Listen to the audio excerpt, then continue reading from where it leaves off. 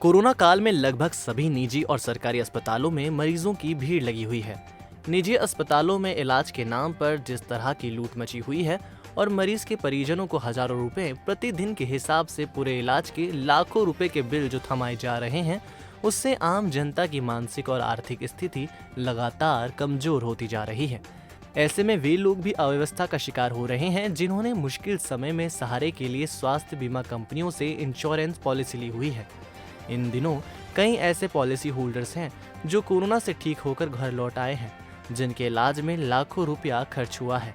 अब वे policy holders insurance company के agent एवं अधिकारियों से क्लेम के रुपए मांग रहे हैं, लेकिन कंपनियों द्वारा उन्हें यह कहकर टाला जा रहा है कि आपको जो कोरोना हुआ वह एम्स नई दिल्ली की कैटेगरी ए की गाइडलाइन के अनुसार होम आइसोलेशन में रहकर ठीक हो सकता था, इसलिए आप इंश्योरेंस क्लेम के लिए पात्र नहीं हैं, जिससे उन्हें अस्पताल में व्यवस्था करके लाखों रुपए जेब से चुकाना पड़ रहे हैं। इस संबंध में जब अभय न्यूज की टीम ने नानाखेड़ा क्षेत्र में सभी कंपनियों के A to Z insurance service देने वाले और उज्जैन के इंश्योरेंस स्पेशलिस्ट रजत सूद से उनके निजी कार्यालय जाकर इस विषय में जानकारी ली, तो उन्होंने ग्राहकों को आ रही दिक्कतों को स्वीकार करते हुए डिटेल में बताया कि बहुत सी स्वास्थ्य बीमा कंपनियों द्वारा कोरोना महामारी को लेकर कोई निर्धारित गाइडलाइन तय नहीं की गई है और स्वास्थ्य बीमा कंपनियों द्वारा पॉलिसी होल्डर्स के साथ छल किया जा रहा है। कोरोना की पिछली लहर में बीमा कंपनियों के ऊपर निगरानी रखने वाली IRDAI ने कोरोना महामारी को इंश्योरेंस की सीमा में लाने के लिए एक पत्र जारी किया था, जिस पर सभी बीमा कंपनियों ने सहमति जाहिर की थी कि वो कोरोना संक्रमण के कारण अस्पतालों में भर्ती होने वालों को बीमा पॉलिसियों में कैशलेस फैसिलिटी एवं रिम्बर्समेंट फैसिलिटी के तहत क्लेम दोनों ही जगह देंगे। साथ ही रजत सूद ने उज्जैन की जनता से ये भी कहा कि यदि कोई व्यक्ति अपनी स्वास्थ्य बीमा पॉलिसी को लेकर किसी भी असमंजस या भय की स्थिति में है, तो वह उनसे संपर्क कर निशुल्क उचित राय प्राप्त कर सकते हैं। साथ ही उन्होंने सभी बीमा कंपनियों से आम जन की तरफ से मांग भी की है कि वे जल्द ही कोरोना महामारी को लेकर एक निर्धारित गाइडलाइन तय करें, जैसे कि किस तरह के पेशेंट को कोरोना का क्लेम दिया जाएगा। मसलन मरीज के लंग्स में इन्फेक्शन का कितनी प्रतिशत के ऊपर और कितने प्रतिशत ऑक्सीजन लेवल रहेगा, तब आप क्लेम देंगे। इंश्योरेंस कंपनी सुनिश्चित करे कि पॉलिसी होल्डर इंश्योरेंस के क्लेम के लिए पात्र हैं या नहीं। रजत सूद सन 2013 से इंश्योरेंस सेक्टर में काम कर रहे हैं और अभी तक 500 से अधिक लोगों की बीमा पॉलिसी कर चुके हैं, जिनको वो खुद सर्विस भी देते हैं और अभी तक इन पूरे 8 सालों में करीब 190 से ज़्यादा लोगों को क्लेम दिलवा चुके हैं, जिसका उनको अच्छा खासा अनुभव भी है। वो केवल इतना चाहते हैं IRDAI या बीमा कंपनियों से कि कोई निर्धारित गाइडलाइन लिखित में हर ग्राहक तक ईमेल, टेक्स्ट मैसेज या टेलीकॉलर्स के माध्यम से पहले ही पहुंच जाए कि किन किन कंडीशन में कोरोना या दूसरा कोई भी क्लेम कंपनी उनको नहीं देगी, जिससे कि एक आम व्यक्ति अस्पताल में पहले ही 3 से 4 लाख रुपए की व्यवस्था कर सके। यहाँ पे भी पूरे भारत में इंश्योरेंस पॉलिसियों का उपयोग होता है। जहाँ हॉस्पिटल में लोग जाते हैं, वहाँ पे मैं थोड़ी सी जानकारी एक आम व्यक्ति तक पहुँचाना चाह रहा हूँ।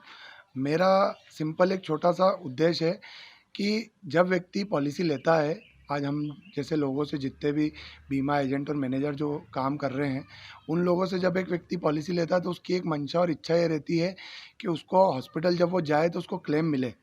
और 15 दिन का जो समय कंपनियां देती है नए लोगों को कि कोरोना 15 दिन बाद कवर होता है और पुराने लोगों को ऑलरेडी कवर है। तो जब वो हॉस्पिटल जा रहे हैं प्राइवेट, क्योंकि सरकारी में तो जनरली कोई पैसा लगता नहीं है, प्राइवेट हॉस्पिटलों में जब वो जाते हैं तो प्राइवेट हॉस्पिटलों में कंपनियां ये बोल के क्लेम रिजेक्ट कर रही है उनका कि उनको कैटेगरी ए नई दिल्ली की गाइडलाइंस के अंतर्गत कोरोना इस प्रकार का था जिसमें वो होम क्वारंटीन होकर ठीक हो सकते थे। दूसरी चीज़ कि कोई रेट्स का कोई फिक्स नहीं है, मतलब कोई 15,000 ले रहा है, कोई 20,000 पर डे ले रहा है, कोई 10,000 ले रहा है, तो ये क्या चीज़ है। और कोई अगर व्यक्ति पॉलिसी लेके जाता है तो उसकी आज क्या वो 2 या 3 लाख रुपए हॉस्पिटल लेके जाए कि भैया उसको जब भी इलाज कराना है तो पॉलिसी तो रखे साइड में, पहले उसको अपनी जेब से देना पड़ेगा पैसा, फिर उसको रिम्बर्समेंट होगा। रिम्बर्समेंट भी कंपनी की कोई गाइडलाइन, कंपनी ये बोल के मना कर रही है क्लेम उसको कि 2 कारण दे रही है। पहला तो होम क्वारंटीन होकर ठीक हो सकता था, तो भैया मुझे ऐसा बताया जाए, मुझे और हर कस्टमर को बाकायदा मेल से लेटर से एक गाइडलाइन दी जाए, ऐसी गाइडलाइन पहुंचाई जाए कि ऑक्सीजन लेवल अगर किसी का 92 या 90 के अंदर है तो उसको एडमिट करेंगे, या चेस्ट में उसके इन्फेक्शन जो सीटी स्कैन में आता है वो 15% या 10% या 5% के ऊपर रहेगा तो ही उसको एडमिट करेंगे। ऐसी कोई गाइडलाइंस कंपनी निर्धारित करे जिसके अंतर्गत हम भी हमारे सारे कस्टमर्स को बता पाएँ कि भैया अगर आपका इसके अंदर आया है तो आपको क्लेम नहीं मिलेगा, हम भी उसको जागरूक कर पाएँ। कुछ कंपनीज ने क्लेम दिया भी है, तो किन मानकों पे? कुछ कंपनियों ने क्लेम दिया है क्योंकि इसकी कोई नियम कानून है ही नहीं, देना ही है कंपनियों को। लेकिन मुझे ऐसा लगता है पिछले 10 सालों में जितने क्लेम नहीं आए कंपनियों के, चूँकि एक ये महामारी है कोरोना, इसके अंतर्गत सारी कंपनियों के ऊपर लोड है, जितना कमाया नहीं उतना देना पड़ रहा, हो सकता है ये कारण हो। तो कंपनियाँ जानबूझ के कस्टमर को परेशान कर रही है, रोक रही है पैसा, क्लेम नहीं देना चाह रही है, उसका पैसा अटका रही है कि हम बाद में देंगे, ताकि उसको 6 महीने, 2 महीने, 3 महीने बाद देगी तो ब्याज बच जाएगा, असल पैसा उनका बच जाएगा। ऐसा कुछ अगर सोच है कंपनी की तो बहुत गलत है। इस जगह सारी हेल्थ इंश्योरेंस कंपनियों के लिए कहूँगा, किसी एक का नाम नहीं लूँगा, ना किसी प्राइवेट हॉस्पिटल का नाम लूँगा, लेकिन कोई अगर ऐसा करता है तो वो अपने कस्टमर के साथ बेईमानी कर रहा है, और बिल्कुल मैं इसकी निंदा करता हूँ। क्योंकि आप चाहिए। मैं एक हेल्थ इंश्योरेंस मैनेजर होने के अंतर्गत मेरे साथ भी बहुत सारे लोग काम करते हैं, टीम हमारी सब काम करती है, हम सब लोगों को पॉलिसियाँ बेचते हैं, सब करते हैं। तो आज हमसे भी लोगों की उम्मीद रहती है कि अगर क्लेम रिजेक्ट हुआ तो आप देखो, तो हम क्या देखें जब हमें ही क्लियर नहीं है सारी चीज़ें, हम भी किसको जवाब दें? हमारे पास जो कंपनी के ऑफिसेस बंद है, मुश्किल से अगर 26-25 कंपनियां काम कर रही है तो उसमें 2-3 कंपनियों के ऑफिस चालू होंगे, बाकी सब कंपनियां कोरोना काल में बंद है। क्यों कारण बंद है? एसेंशियल सर्विसेज में आती है, ऑफिस कैसे बंद कर सकते हो आप? ये सबसे इंपॉर्टेंट समय चल रहा है अभी, आपको ऑफिस खोल के रखना चाहिए, जो ग्राहक परेशान होगा वो आपके ऑफिस आएगा। सबसे पहली चीज़ कि व्यक्ति ब्रांच जाए, जहाँ ब्रांच से उसने पॉलिसी खरीदी, ब्रांच बंद है तो क्या करेगा? वो अपने घर बैठा है, जिससे उसने पॉलिसी खरीदी है वो उसको कोसता है, उसको बोलता है कि भैया आपकी देखो, आप करो, कुछ करो, तो क्या करेगा वो भी, जिसको खुद को ही नहीं मालूम, हम जैसे लोगों को ही मालूम नहीं है कि इसको क्लेम मिलेगा कि नहीं मिलेगा, तो कस्टमर को तो अनजान ही हो इन सब चीज़ों से। अभय न्यूज ने नानाखेड़ा निवासी हेमंत गुप्ता से भी बात की। वे पिछले साल कोरोना संक्रमित हुए थे। कई दिनों देवास के अमलतास अस्पताल में इलाज लेने के बाद वे ठीक हो गए। इलाज में लगभग 40,000 रुपए खर्च हो गए। जब वे हेल्थ पॉलिसी और अस्पताल के जरूरी कागज लेकर अपनी बीमा कंपनी के दफ्तर पहुंचे तो उन्हें भी एम्स नई दिल्ली की कैटेगरी ए के कोरोना गाइडलाइन का हवाला देकर क्लेम रिजेक्ट कर दिया गया, जिसका उनके मेल पे कंपनी से क्लेम रिजेक्शन लेटर भी आया। अब वे इस बात से परेशान हैं और असमंजस की स्थिति में हैं कि जिस स्वास्थ्य बीमा पॉलिसी के लिए हजारों रुपए खर्च किए और पिछले करीब 5 सालों से हर साल समय पर किश्त भी अदा की, और जब कंपनी को क्लेम देने का समय आया तो मना कर दिया। अब उसका क्या करें? क्या कोई उनका केस रीओपन करवा के उनको कंपनी से न्याय दिलवाएगा? आपको बता दें कि हेमंत गुप्ता अकेले ऐसे बीमा पॉलिसी होल्डर नहीं हैं जिन्हें कंपनी द्वारा क्लेम नहीं दिया गया। ऐसे कई कस्टमर हैं जिनके केस कंज्यूमर फोरम और बीमा लोकपाल में चल रहे हैं, जो बीमा कंपनी द्वारा खुद को ठगाया महसूस कर रहे हैं। 5 साल से स्टार हेल्थ इंश्योरेंस में पॉलिसी चल रही है, और अभी पिछले सितंबर में शायद कोरोना हुआ, कोरोना पॉजिटिव, तो गवर्नमेंट हॉस्पिटल से मेरे को रेफ़र कर दिया था अमलतास हॉस्पिटल। अमलतास हॉस्पिटल में मैंने ट्रीटमेंट करवाया और सारे बिल्स और डॉक्टर से सर्टिफाइड करवा के और सब अपने हेल्थ इंश्योरेंस कंपनी में, जहाँ से मेरा हेल्थ इंश्योरेंस था, वहाँ सबमिट किए। उसके बाद उनका लेटर आ गया कि आपका क्लेम रिजेक्ट कर दिया गया है।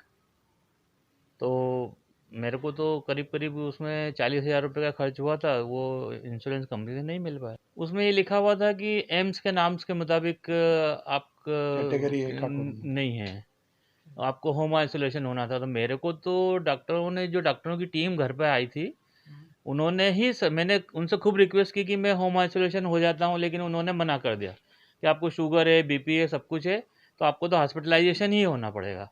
और इस वजह से मेरे को हॉस्पिटलाइजेशन होना पड़ा। मैंने तो खूब रिक्वेस्ट किया था कि मेरे को घर में ही कर दीजिए आप, मैं हॉस्पिटल नहीं जाना चाहता, लेकिन उन्होंने मना कर दिया कि नहीं, आपको हॉस्पिटल में ही जाना पड़ेगा। तो मेरे को तो मजबूरी में हॉस्पिटल जाना पड़ा था, अदरवाइज मैं तो चाहता ही था कि होम आइसोलेशन हो जाऊँ। और आने के बाद घर पे भी होम क्वारंटीन हुए बहुत दिन ही है, 14 दिन तक फिर वहाँ से सजेस्ट किया था, तो 14 दिन तक फिर होम क्वारंटाइन और वहाँ पे इन्होंने प्राइवेट रूम लिया था इसलिए पैसा लगा था, वरना जनरली वहाँ लगता नहीं है। पर इनकी ऑलरेडी पॉलिसी थी, और कितने साल से? 5-6 सालों से मेरी चल रही पॉलिसी थी। कंटिन्यू चल रही है। उसके बाद भी उनको क्लेम नहीं मिला, तो आज अगर मान लीजिए मैंने इनकी पॉलिसी करी है और इनको सर्विस नहीं मिलेगी तो इनको कंपनी के प्रति क्या जाएगा? मान लीजिए मैं तो एक सर्विस देने के लिए मैंने बहुत मेहनत करी, हम बहुत सारे कागज़ लाए, डॉक्यूमेंट लाए, सब हमने जमा करवाए, पर कंपनी खाली ये लिख के दे देती है कि कैटेगरी ए का एम्स की नई दिल्ली की गाइडलाइन के अंतर्गत आपको होम आइसोलेशन होना था। तो ये जब इनने पॉलिसी ली थी तब इनको कहाँ बोला गया कि ऐसा कोई कंडीशन होगी तो नहीं देंगे, तो ये करते भी नहीं।